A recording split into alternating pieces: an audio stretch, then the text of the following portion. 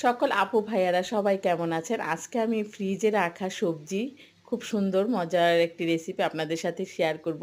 অনেকেরই ধারণা যে ফ্রিজের সবজি রাখলে সেই সবজিটা রান্না করলে খেতে কিন্তু মজা লাগে না। একদম ভুল ধারণা। আমি কিন্তু প্রতি বছরই নিজের বাগানের এবং বাহিরের থেকেও সবজি কিনে রেখে দেই, যেটা সিজনাল শীতের সবজিগুলো তখন আনসিজনে খেতে পারি।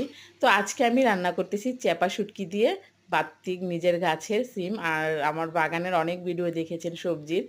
আর আমি এগুলা সংরক্ষণ করে রেখেছি, অনেক ভিডিওতে দেখিয়েছি। ফ্রিজে ধনেপাতা রেখেছি, সিম, তারপরে বরবটি, টমেটো অনেক কিছুই আমি ফ্রিজে এইভাবে সংরক্ষণ করে রাখি যখন আনসিজনে খাওয়া যায়। আর আজকে তো এখন গরমের সিজন।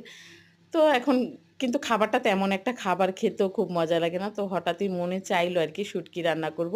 আর এই দেখুন শুটকিটা ফ্রিজে সংরক্ষণ করা শুটকি রান্না করেছি। দেখতে কিন্তু একদম টাটকা সিমের মতোই লাগছে। একটুও খারাপ হয় না। আমি প্রতি বছর এইভাবে সিম রেখে দেই। সিমটা করে রান্না করে যখনই আপনি রান্না করবেন ওটা পানিতে ভিজাতে পারবেন না। আপনি ডাইরেক্টলি কষাতে হবে খুব সুন্দর করে।